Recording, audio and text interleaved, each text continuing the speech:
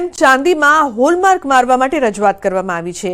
સાંસદ મુકેશ દલાલે રાજ્યકક્ષાના મંત્રીને કરી છે રજૂઆત। મંત્રી નીમુબેન બાંભણિયાની રજૂઆત કરી। મુકેશ દલાલે જ્વેલરી એસોસિએશનના હોદ્દેદારોને સાથે રાખીને કેન્દ્રીય ઉપભોક્તા ખાદ્ય અને જાહેર વિતરણ વ્યવસ્થા રાજ્યકક્ષાના મંત્રીને પાઠવ્યો છે પત્ર। મંત્રી નીમુબેન બાંભણિયાને મળી ગ્રાહકો સાથે ચાંદીની ખરીદના સમયે છેતરપિંડી અંગે રજૂઆત કરી।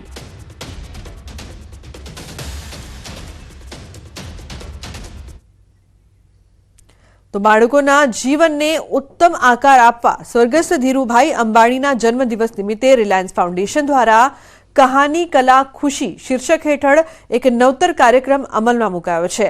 આ અભિયાન દરમિયાન રિલાયન્સ ઇન્ડસ્ટ્રીના 400 જેટલા બાળપ્રેમી સ્વયંસેવકો શાળાએ જઈને સામાન્ય પરિસ્થિતિમાં જન્મીને પોતાના જીવનમાં નેત્રદીપક સિદ્ધિ હાંસલ કરનાર ઉદ્યોગપતિઓ જેવા કે ધીરુભાઈ અંબાણી, JRD ટાટા, नारायण मूर्ति, PB सिंधु તેમજ સચિન તેંડુલકરના જીવન વિશે વાર્તા જેવી રસપ્રદ શૈલીમાં વાત કરી રહ્યા છે। આ સ્વયંસેવકોમાં રિફાઇનરીમાં અધિકારીઓ અને તેમના પત્ની, માતા પિતા સહિતના કુટુંબીજનો જોડાયા છે। રિલાયન્સ દ્વારા ધનરાજ નથવાણીના માર્ગદર્શનમાં નિરંતર થતી શિક્ષણ, આરોગ્ય, રોજગાર, મહિલા ઉત્કર્ષની અનેકવિધ પ્રવૃત્તિઓમાં ઉમેરાયેલ આ પ્રાથમિક શાળા કક્ષાથી જ વ્યક્તિત્વ ઘડતરના અભિગમને વાલીઓ, શિક્ષકો અને બાળ ઉછેર સાથે સંકળાયેલ મહાનુભાવો અને સંસ્થાઓ તરફથી વ્યાપક આવકાર મળ્યો છે।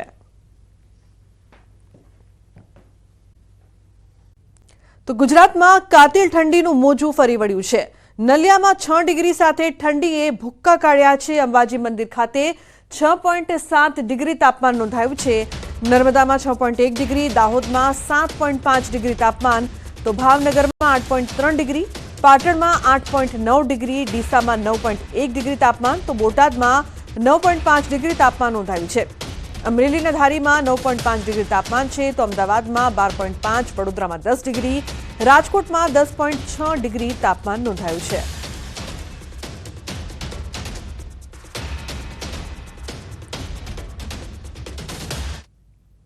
તો કાતિલ ઠંડીને લઈને અંબાલાલ પટેલની આગાહી છે। ઉત્તર ગુજરાતમાં તાપમાનનો પારો ગગડશે। 17 ડિસેમ્બરમાં ઉત્તર ગુજરાતમાં ઠંડી વધશે। મહેસાણા, સાબરકાંઠા, બનાસકાંઠામાં ઠંડી વધશે, તો પશ્ચિમ સૌરાષ્ટ્રમાં 10 ડિગ્રીથી નીચું તાપમાન રહી શકે છે। लगभग उत्तर गुजरातના ભાગમાં ન્યૂનતમ તાપમાન હજુ 9 ડિગ્રી સેલ્સિયસ જેવું કોઈ ભાગમાં થઈ જવાની શક્યતા રહેશે। 10 ડિગ્રીથી નીચું રહેવાની શક્યતા રહેશે। પંચમહાલના ભાગોમાં પણ ન્યૂનતમ તાપમાન 10 ડિગ્રી સેલ્સિયસથી નીચું રહેવાની શક્યતા રહેશે। આ ઉપરાંત સાબરકાંઠાના ભાગમાં પણ ન્યૂનતમ તાપમાન 10 ડિગ્રી સેલ્સિયસથી ઓછું રહેવાની શક્યતા રહેશે અને કચ્છના ભાગોમાં પણ 10 ડિગ્રી સેલ્સિયસ મહત્તમ ઉષ્ણતામાં રહી શકે છે। તો કાતિલ ઠંડી માટે મોટી આગાહી। 23 ડિસેમ્બરથી ઠંડા પવનો ફૂંકાશે। બર્ફીલા પવનોના કારણે ગુજરાતમાં ઠંડી વધશે। 10 ડિગ્રીથી નીચું તાપમાન રહેવાની શક્યતા છે। 30 ડિસેમ્બર દરમિયાન કાતિલ ઠંડીનો વેગ મળશે। બર્ફીલા પવનો ફૂંકાશે। રાત્રોથી ઠંડી પડવાની શક્યતા રહેશે અને ન્યૂનતમ તાપમાન 10 ડિગ્રી સેલ્સિયસથી નીચું જવાની શક્યતા રહેશે। આ ઉપરાંત લગભગ બંગાળ ઉપસાગરના જે લો પ્રેશર બનવાનું છે અને તેના કંઈક ભેજના કારણે આ ઉપરાંત જે વેસ્ટર્ન ડિસ્ટર્બન્સ આવી રહ્યા છે। તો અંબાલાલની વરસાદની આગાહી। બંગાળના ઉપસાગરમાં લો પ્રેશર સિસ્ટમ સક્રિય થશે। 16 થી 22 ડિસેમ્બરમાં સિસ્ટમ સક્રિય થશે। ઠંડા પવનોના કારણે વાદળછાયું વાતાવરણ સર્જાશે। દક્ષિણ ગુજરાતમાં વરસાદ પણ વરસી શકે છે। એક બંગાળ ઉપસાગરમાં સિસ્ટમ બનવાની શક્યતા રહેશે અને આ સિસ્ટમના કારણે લગભગ દક્ષિણ પૂર્વીય ભાગોમાં વરસાદ થશે। કોઈ ભાગોમાં ભારે વરસાદ થવાની શક્યતા રહેશે અને આ સિસ્ટમ દરમિયાન લગભગ દેશના ઉત્તરીય પર્વતીય પ્રદેશોમાં ડિસેમ્બરના લગભગ છેલ્લા સપ્તાહમાં એક મજબૂત પશ્ચિમ વિક્ષોભ આવવાની શક્યતા રહેશે। તો માવઠાને લઈને પરેશ ગોસ્વામીની આગાહી। ડિસેમ્બરના અંતમાં માવઠાની આગાહી કરવામાં આવી છે। 21 થી 24 ડિસેમ્બરમાં કમોસમી વરસાદ થઈ શકે છે। દક્ષિણ ગુજરાત અને સૌરાષ્ટ્રમાં માવઠું પણ થઈ શકે છે। સૌરાષ્ટ્રના દરિયાકાંઠાના વિસ્તારમાં વરસાદ પડી શકે છે। બંગાળની ખાડીની મજબૂત સિસ્ટમની અસર થઈ શકે છે। ડિસેમ્બરમાં પણ અમને લાગી રહ્યું છે કે કદાચ અમુક વિસ્તારને માવઠું અસર કરી શકે। જો કે અત્યારે આપણે લાંબા ગાળાનું અનુમાન છે એટલે એટલું ચોક્કસ ન કહી શકાય। કે આ માવઠું થશે, પણ શક્યતાઓ અત્યારે માનીને ચાલવાનું છે. જો ડિસેમ્બરમાં માવઠું થાય તો લગભગ મારું એવું માનવું છે કે 21 થી લઈને 24 ડિસેમ્બર સુધીમાં રાજ્યના અમુક વિસ્તારમાં માવઠું થઈ શકે છે, અને કદાચ થાય તો પણ દક્ષિણ ગુજરાત અને સૌરાષ્ટ્રના દરિયાઈ કાંઠાના ભાગોને કદાચ એ અસર કરી શકે છે. તો ગુજરાત આખું ઠંડીથી ઠૂંઠવાયું છે, તો પાડોશી રાજ્ય રાજસ્થાનના પ્રવાસન સ્થળ માઉન્ટ આબુમાં તો ઠંડીનો પારો -5 ડિગ્રી ગગડી ગયો છે. હાલમાં આબુ શહેરમાં -2 ડિગ્રી, તો ગુરુ શિખર અચલગઢમાં -5 ડિગ્રી સુધી પારો ગગડી ગયો છે. માઇનસમાં તાપમાન હોવાની સ્થિતિ એવી બની છે કે બહાર પાર્ક કરેલા વાહનો પર બરફના થર જામી જાય છે, તો મેદાનો પર પણ બરફ જામી જાય છે. તો આબુ પર્વતના તાપમાનમાં ઘટાડો થતા ગુરુ શિખર અચલગઢ કુમ્હારવાડાની જમીન અને ઘાસ પર બરફની ચાદર બની ગઈ છે. આ રોમાંચક નજારો જોવા માટે પ્રવાસીઓ પણ અહીં આવી રહ્યા છે. ભારે ઠંડીથી જનજીવન પર પણ ભારે અસર પડી રહી છે. બસ વાતો સાંભળી હતી કે માઉન્ટ આબુમાં -3 ડિગ્રી ટેમ્પરેચર છે, એ હિસાબે અમે અહીંયા આવી ગયા છે, અને ખરેખર અમે સાંભળીને આવ્યા છીએ, વાત સાચી છે. અત્યારે હું અહીંયા ઊભો છું, -5 ડિગ્રી ટેમ્પરેચર છે. રાત્રે રૂમમાં અમે રોકાયા હતા હોટલમાં, બહુ ખૂબ જ ઠંડી લાગી, પણ અત્યારે આ ઠંડીનો બહાર વાતાવરણમાં અહેસાસ કરવા માટે અમે આવ્યા છે. जिस प्रकार प्रदेश में सर्दी अपने पूरे परवान पर है, उसी तरह सिरोही जिले का भी हाल बेहाल हो चुका है. सर्दी के चलते तापमान जो है जमाव बिंदु पर आ गया है. खेतों वह गाड़ियों की पार्किंग पर ओस की बूंदें साफ तौर से देखने को मिल रही हैं. वहीं माउंट आबू की बात की जाए तो गुरु शिखर अचलगढ़ कुमारवाड़े का तापमान जमाव बिंदु पर आ गया है. कल का तापमान -3 डिग्री था, आज का तापमान जो है जमाव बिंदु के 2 डिग्री नीचे दर्ज किया गया है. इस गुलाबी सर्दी का आनंद लेने के लिए सैलानी जो है माउंट आबू की नक्की झील पर देखे जा सके. लेकिन देखने वाली बात यह है कि सिरोही का मुख्यतम चौराहा कहा जाने वाला अहिंसा सर्कल जो है यह हर समय ट्रैफिक से पूरा भरा हुआ नजर आ रहा है. लेकिन आज की बात देखें तो सर्दी के चलते लोग घरों में दुबके हुए नजर आ रहे हैं. मॉर्निंग वॉक के लिए लोग जो यहाँ पर रेलिंग पेल लगती थी वह जो है बिल्कुल दिखाई नहीं दे रही है. हालांकि सर्दी का असर सीधा यहाँ पर पड़ता हुआ नजर आ रहा है. लेकिन इसमें सबसे बड़ी बात निकल कर यह आ रही है कि स्कूल जाने वाले बच्चे जो है इसको सीधा असर उनको टॉर्चर साफ तौर से झेलना पड़ रहा है, क्योंकि सर्दी के कारण जो है बच्चों में जो है मौसमी बीमारियों का खतरा भी बढ़ जाता है, वह बुजुर्गों की तबीयत भी खराब हो जाती है. हालांकि प्रशासन अपनी मुस्तैदी के तमाम दावे करता है. वह देखने वाली बात यह है कि आने वाली सर्दी जो है लगातार अब जमाव बिंदु के नीचे जाने के आसार बताए जा रहे हैं. कैमरा पर्सन के साथ में न्यूज 18 के लिए माउंट आबू से प्रतीक सोलंकी. તો અમદાવાદના ગુલાબ ટાવર અકસ્માત કેસમાં ધરપકડ થઈ છે. એસઓજીએ થાર કાર ચાલકની ધરપકડ કરી છે. ઘાટલોડિયાના ઋષિલ શાહ નામના આરોપીની ધરપકડ. આરોપી સામે અગાઉ પણ અનેક ગુના નોંધાઈ ચૂક્યા છે. ગુલાબ ટાવર પાસે થયો હતો અકસ્માત. अन्य महत्वपूर्ण समाचार की बात करिए तो महाराष्ट्र तलासरी में रोड पर हवा में उड़ी कार. पूर झड़पे जती कार अचानक हवा में उछड़ी. आरसीसी रोड में अधूरा पेचवर्क कारण बनी घटना. गुजरात महाराष्ट्र की हद पर तलसरी आ घटना बनी है. सदनसीबे अकस्मात की मोटी दुर्घटना टळी है. समग्र घटना ही सामे आवी हती. गुजरात महाराष्ट्र की हद पर अकस्मात. सदनसीबे अकस्मात में मोटी दुर्घटना टळी हती.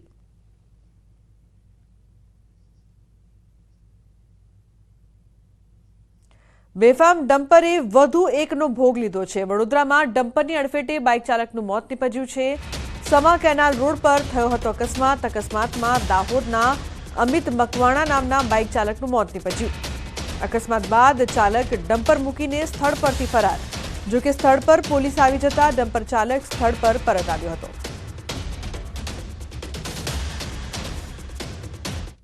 अन्य समाचार वडोदराथी मिनी कॉल सेंटरनो पर्दाफाश थयो छे. करजणना हलदरवाथी झड़पायुं कॉल सेंटर. पोलीसे 9 शख्सोनी करी छे धरपकड़. ग्राहकोने शेरबजारमां वधु वळतरनी आपता लालच. મહેસાણા નાગરિકો સાથે ઠગાઈનો આરોપ.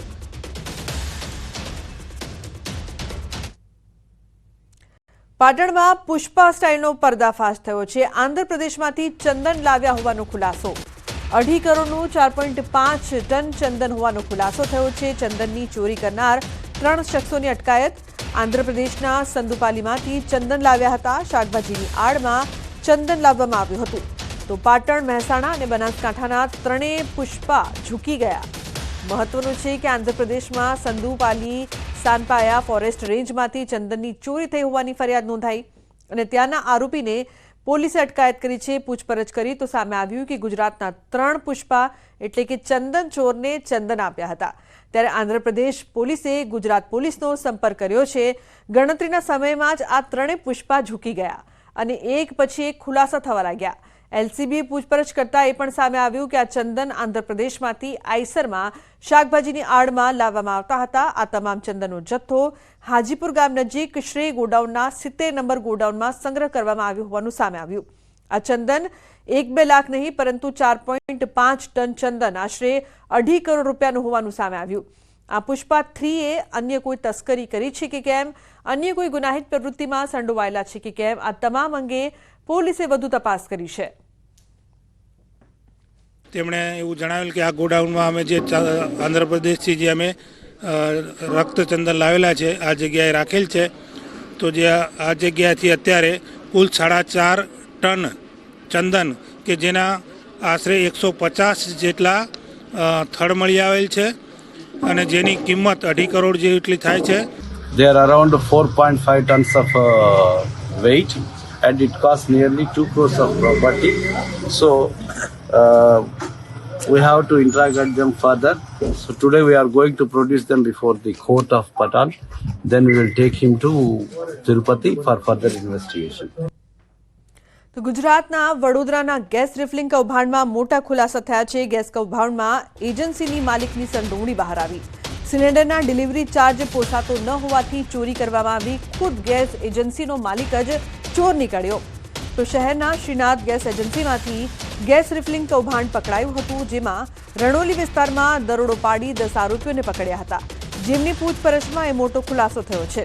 તપાસમાં બહાર આવ્યું કે 7 મહિનાથી રાંધણ ગેસના બોટલમાંથી ચોરી થતી હતી. આ મામલે સુપરવાઇઝર મયુદ્દીન ઘરેલું ગેસ સિલિન્ડરમાંથી કમર્શિયલ સિલિન્ડર તૈયાર કરાવતો હતો. હાલમાં શ્રીનાથ ગેસ એજન્સીનો માલિક હિરેન મહેતા વોન્ટેડ છે. આ મામલે પોલીસે 5 ટેમ્પા, 174 સિલિન્ડર, 33,000 રોકડ અને 9 મોબાઈલ સહિતનો મુદ્દામાલ જપ્ત કર્યો છે.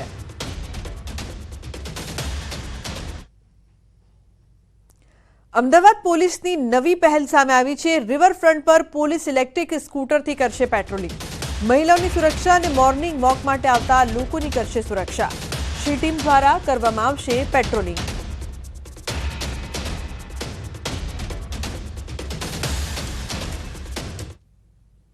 અન્ય સમાચાર ભાવનગરથી વલ્લભીપુર તાલુકા પંચાયતની બેદરકારી સામે આવી છે. રેકોર્ડ રૂમની અવદશા સામે આવી. મહત્વના દસ્તાવેજો રઝળતી હાલતમાં જોવા મળ્યા. કચેરીની પાછળના ભાગે પસ્તીની જેમ જોવા મળ્યા. દસ્તાવેજોને કચરાનો ઢગલો બનાવી દેવાયો. મહત્વની ફાઇલ રઝળતી હાલતમાં જોવા મળી હતી.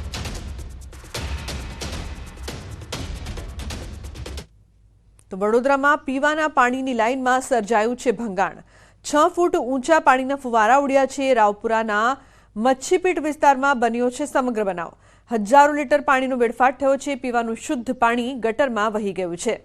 એક તરફ નાગરિકોના પીવાના શુદ્ધ પાણી માટે વલખા, તો બીજી તરફ પાણીનો વેડફાટ થતા તંત્રની કામગીરી સામે સવાલો ઉઠ્યા. તો બનાસકાંઠાના થરાદમાં નહેરમાં પાણી છોડવાની યોજનાનો થયો છે ફિયાસ્કો. નેતાઓએ 6 દિવસ પહેલા નહેરમાં પાણી આવવાના વધામણા કર્યા અને માત્ર 6 જ દિવસમાં નહેરો પાણી વિનાની ખાલીખમ જોવા મળી. મહત્વનું છે કે થરાદની સીપુ પાઇપલાઇનમાંથી નહેરમાં 6 દિવસ પહેલા પાણી છોડાયું હતું. ત્યારે ધારાસભ્ય પ્રવીણ માળી અને ભાજપના અન્ય આગેવાનોએ કરોડોના ખર્ચે તૈયાર થયેલ યોજનાના પાણીના વધામણા કર્યા હતા. હાલમાં ડીસા પંથકના 25 ગામના ખેડૂતોને પાણીની જરૂર છે. ત્યારે કેનાલો ખાલીખમ રહેતા ખેડૂતો સાથે પાણીના નામે માત્ર નાટક રચ્યું હોય તેવી ચર્ચા લોકમુખે થઈ રહી છે. દરેક યોજના બનાવતા હોય છે. એના જ ભાગરૂપે આજે થરાદ સીપુની લાઇનમાંથી જે 25 ગામ ડીસા તાલુકાના જે સિંચાઈથી વંચિત રહેતા હતા, જે સીપુ આધારિત ડેમ આધારિત જે હતા, પરંતુ વરસાદ ઓછો પડવાના કેચમેન્ટ એરિયામાં ઓછો પડવાના લીધે એ સિંચાઈ નથી થતી. એને નર્મદાથી કનેક્ટ કરી નર્મદા મૈયા આ વિસ્તારની અંદર આવે અને સિંચાઈ થાય એવા ઉમદા હેતુ સાથે જે યોજના મંજૂર કરી હતી એનું આજે લોકાર્પણ કર્યું છે. તો વડોદરાના સમા બ્રિજના વિવાદ બાદ ભાયલી અને વાસણા ખાતે બનતા બ્રિજને લઈને વિવાદ સામે આવ્યો છે અને સ્થાનિક લોકો સહિત ધારાસભ્ય દ્વારા પણ બ્રિજ ન બનાવવા માટે રજૂઆત કરવામાં આવી છે. લોકો કહી રહ્યા છે કે વાસણા રાણેશ્વર ચોકડી પાસે બ્રિજની કોઈ જરૂરિયાત નથી. નાના મોટા દબાણો હટાવી દેવામાં આવશે તો પણ ટ્રાફિક સમસ્યાનો હલ થઈ જશે અને જો બ્રિજ બનાવવામાં આવે તો વેપારીઓને પણ મોટા પાયે નુકસાનની ભીતિ સેવાઈ રહી છે. આથી લોકોએ પોતાના કોમ્પ્લેક્સ બહાર રાજકીય પક્ષોને વોટ નહીં આપવામાં આવે તેવા બેનરો પર લગાવીને વિરોધ કર્યો છે. આ સાથે ધારાસભ્યએ પણ બ્રિજ ન બનાવવામાં આવે તેવી રજૂઆત કરી છે. ત્યારે કમિશનરે તમામની રજૂઆતોને ધ્યાનમાં લઈને અમે વધુ અભ્યાસ કરીશું, જરૂર જણાશે તે પ્રકારની કાર્યવાહી કરવામાં આવશે તેવું કહ્યું છે. આ તમારો જે બ્રિજ છે એ બ્રિજ જે તૈયાર થશે ત્યાર સુધી લગભગ તો ત્યાં આગળ એટલું બધું બાંધકામ થઈ ગયું હશે કે પાણી નર્મદા કેનાલમાંથી ત્યાં છોડવું જરૂરી નહીં હોય એવું થઈ જશે. એટલે મારું અને શૈલેષભાઈ ડભોઈ વિધાનસભાના MLA છે, એમનું અને મારું માનવું એમ છે કે એ બ્રિજની જગ્યાએ સાયફન કરીને આપે તો ઘણું બધું કોર્પોરેશનની યુટિલિટીઝ જે આપણે રસ્તાના સાઈડ પર કે નીચે નાખતા હોય છે એ બધી પણ નખાય, જે બ્રિજ ઉપરથી ન લઈ જવાય. એટલે પ્રયત્ન છે અમારા બેઉના કે આ બ્રિજને એ લોકો નલિફાય કરીને ત્યાં સાયફન એક્વાડક્ટ નાખીને આપે. સ્થાનિક લોકોએ થોડીક રજૂઆત મારી જોડે 2 દિવસ પહેલાં માન્ય ધારાસભ્યની હાજરીમાં કરી ગયા છે કે બ્રિજ ત્યાં ન થવો જોઈએ. એટલે ઓલરેડી બ્રિજ મંજૂર થઈ ગયું છે, વર્ક ઓર્ડર આપી દીધું છે, પણ તેમ છતાં એ લોકો કહે છે એટલે એકવાર અમે ટેકનિકલી એને રીલુક કરી લેવાના છીએ અને પછી એમાં અમે આગળ વધશું. પણ અમે કીધું એ પ્રમાણે અમારો આશય એ જ છે કે મોબિલિટીમાં વધારો થાય. અહીંયા બ્રિજની ખરેખર જરૂર તો છે જ નહીં. અહીંયા બ્રિજની જરૂર કેમ નથી એનું કારણ એ છે કે ટ્રાફિક સાંજે ખાલી 1 થી 1.5 કલાક માટે થાય છે, એ પણ મેન સર્કલને લીધે થાય છે. જે સર્કલ પર સાંજના ટાઈમે જે ઓફિસની ને કંપનીની મોટી મોટી બસો અહીંથી નીકળે છે એ લોકોને જે ટર્ન લેવામાં પ્રોબ્લેમ પડે છે ત્યારે ટ્રાફિક થાય છે. બાકી એકચ્યુઅલીમાં અહીંયા ટ્રાફિક થતો નથી. તંત્રએ અહીંના લોકલ નિવાસી રહેવાસીઓને વિશ્વાસમાં લીધા પછી ફ્લાયઓવર ડિસાઇડ કરવો જોઈએ, ન કે એમની પર આ ફ્લાયઓવરનું ડિસિઝન થોપી દેવું જોઈએ. આ એક થોપેલો નિર્ણય કહેવાય. પહેલા ગ્રાઉન્ડ લેવલ પરની સમસ્યાઓને દૂર કરે, જે બધા દબાણ છે એ હટાવે તો ટ્રાફિકની સમસ્યાઓ નહીં રહે. 793 મીટર ઓનલી લંબાઈનો બ્રિજ છે, જે ખરેખર 24 મીટરના રોડ પર બ્રિજ બનવો જ ન જોઈએ. કેમ કે જે 6 બ્રિજ સરકારે મૂકેલા છે એમાં સૌથી નાનો રોડ આપણો છે, ખોડિયાર નગર વાળાને જે 6 બ્રિજ મૂકેલા છે એમાં. તો આટલા નાના રોડ પર બ્રિજ મૂકવો એ પણ એક ખાલી 4 રસ્તા ટપાડવા માટે, તો આ સમજાતું નહોતું. એટલે અમે અમારા આવેદનો નિવેદનો આપ્યા. પછી અમે 2 દાડા પહેલા MLA શ્રીને મળ્યા, એમને અમારી વાત સાંભળી, એમને પ્રોપર લાગી એટલે અમને જોડે લઈને ત્યારે ને ત્યારે જ કમિશનર શ્રીને મળવા લઈ ગયા, એમને બી રજૂઆત કરી.